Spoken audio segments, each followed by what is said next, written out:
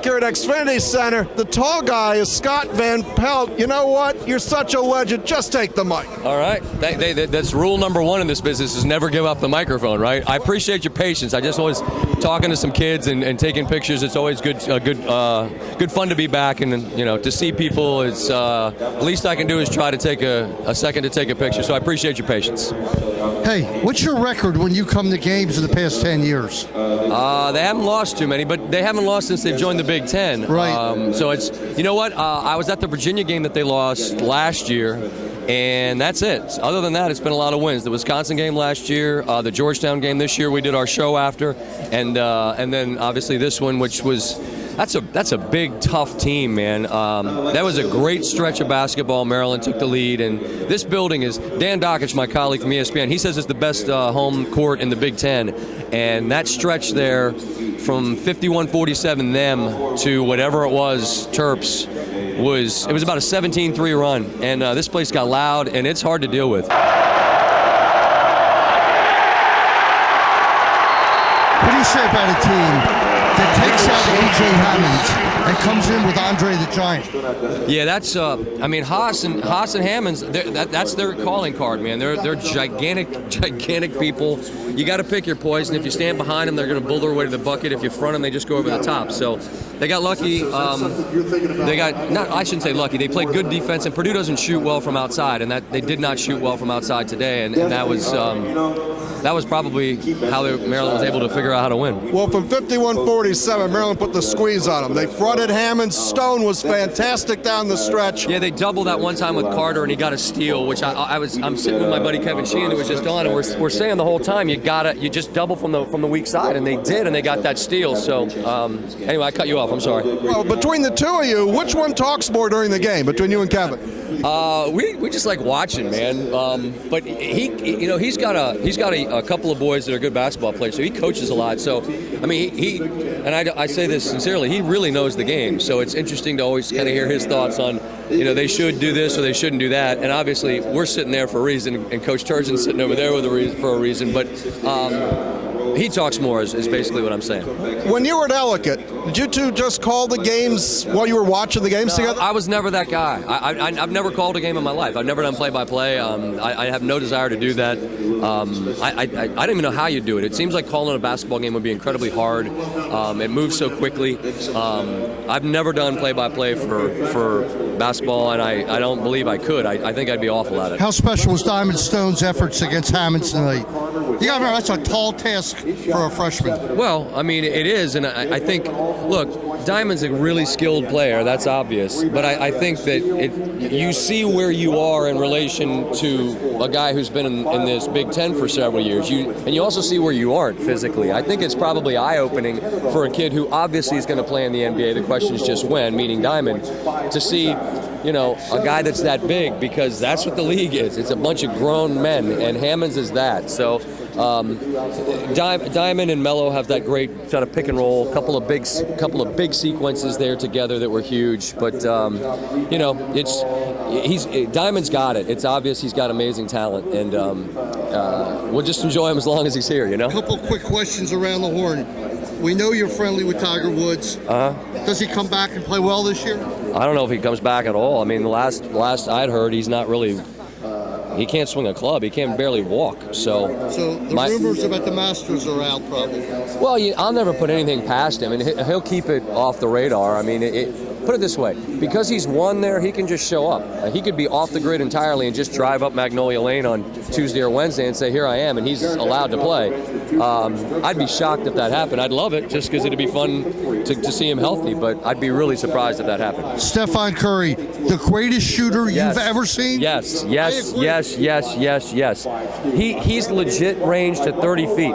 30 feet. Like, go out here to 30 feet. He's legitimate range to 30 feet. Steve Kerr said he's changed the chessboard, meaning that you now have to account to a guy to 30 feet. I mean, we do this in media a lot. Whatever we see most recently, we say is the best, the greatest. That's dumb.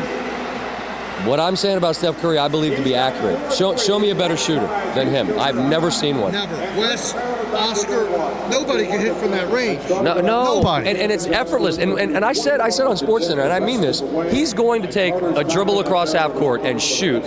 And when he does, I'm going to think that's a completely reasonable shot. And if it doesn't go in, I'll think, do it again, because you'll make the next one. Do you remember when Brian Maggid used to warm up? Yes, Brian Maggid's legendary. I was at the game. It was against Wake Forest, pre-3-point line. He didn't play in the game. It was late. There was like 2 seconds left. You could ask Lefty if he hadn't left. They put Maggid in with like 2 seconds left. They threw a length of the court pass to the timeline. He caught it and made the shot and went to overtime, and Maryland won in overtime. He played 2 seconds in the game and hit the shot. He was legendary. They say at Cameron they would come put money on the ground and he would shoot the shots and pick the money up. Maggid was a great shooter. Steph Curry is the greatest shooter I've ever seen. Super Bowl winner tomorrow. I like Denver getting the points, and I don't know if I can talk myself into that, to them winning the game outright. I picked on my show Carolina 23-20. I've been wrong on Carolina the whole way through the playoffs. They're fantastic, and if they win, they're 18-1, and we need to recognize them for what they are, which is a great, great team. I just have this sneaking, weird feeling that Denver's defense somehow contains Newton. But I say that out loud, and I think, I don't know how the hell they're going to do it, but somehow strange things sometimes happen in big games. I keep thinking about the Seattle game, but of course, you didn't have that defense when Seattle wasted.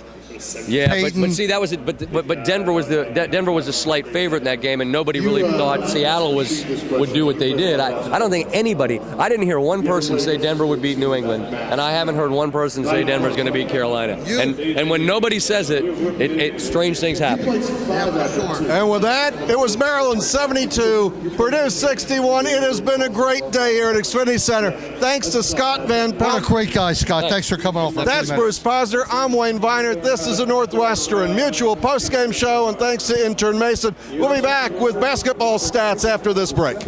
Meyer Consulting Engineers. In the past 5 years, our organization has completed over 1,300 projects in the U.S. and abroad, including many structures at the University of Maryland. For structural engineering and materials testing and inspection, call Meyer Consulting Engineers. All right, our mini segment. It's about the stats in the Maryland victory. Intern Mason joins in. Bruce, who do you have as your player of the game? Without question today, the player of the game, in my eyes, was Rashid Suleiman. What did he finish with, 21 points? 21, 7 of 12. He was 0-2 from 3, made 7 of his 8 free throws. He has 10 defensive boards, Bruce. But most of all, I'm in love with the way Diamond Stone played A.J. Hammonds. You can't stop him. This is an NBA player. Diamond Stone's 18. I don't know how old A.J. Hammonds is, but he's unbelievable. And Diamond Stone fought him for 2 hours, all right? And he held his own, and it was just a great day for him. Again, the scoring is too tightly between a few guys. What did you think, Mason? And you take the microphone here. What did you think of Robert Carter? Robert Carter, fantastic. Robert Carter really kept Maryland in the game. Yeah. NBA ready to you? Yeah, I think he's gone. I don't think he's going yet. I really don't. Of course, if he's gone, it's probably because we won the national title, which I say all the time. Right. Mello, 2 of 12. Is he injured? Is he just having a bad shooting day? I What's don't know. up? He still played great, though. Did you like the rebounding from Mello? Melo Trimble really, when his shot wasn't going, stuck with the game, and that's what you need out of your point guard if you want to go far in the NCAA tournament. Look, Why don't you go and take 2 main stats. 4 offensive rebounds for Maryland. Yep. And only 3 foul shots for Purdue. Oh, 3 foul shots for Purdue. We saw Dan Painter up close and personal in Chicago. Matt Painter. Matt Painter. And the use of the timeout came into question again. He didn't believe in timeouts. Maryland really was speeding it up there, and it started to run away, and we kept waiting for Painter to call the timeout. It didn't come. But, hey, we're still happy. It's 72-61 Maryland. It's Super Bowl week. You ask Scott Van Pelt. I love Carolina. I think Carolina's going to mop the floor with them, 31-10, 31-13. I just think that Cam Newton, it's his year, and what can I say? You know, Mason? I want Denver to win. I think Denver's going to win. That defense, they'll get after Cam Newton. The secondary is great. I think Denver's going to win 17. 13. 17, 13. Is there anything special on Madden on the games that you play for the Super Bowl? Yeah, they're doing a lot of stuff to honor people who are retiring, like Charles Woodson, and a lot about the Super Bowl. That's good. Is that it for tonight? That's it for tonight, unless you got more. I think we've had a great day. Lefty Drizel, Scott Van Pelt, Kevin Sheehan from 980, and of course Intern Mason. You don't get better than when Intern Mason shows up. That's Intern Mason. That's Bruce Foster. I'm Wayne Viner for the Northwestern Mutual postgame show. Once again, it's Maryland 72, 6-2 over Purdue. Say goodnight, Bruce. Good night, everybody. Drive safely, and go Panthers. Go Panthers. All right, whatever.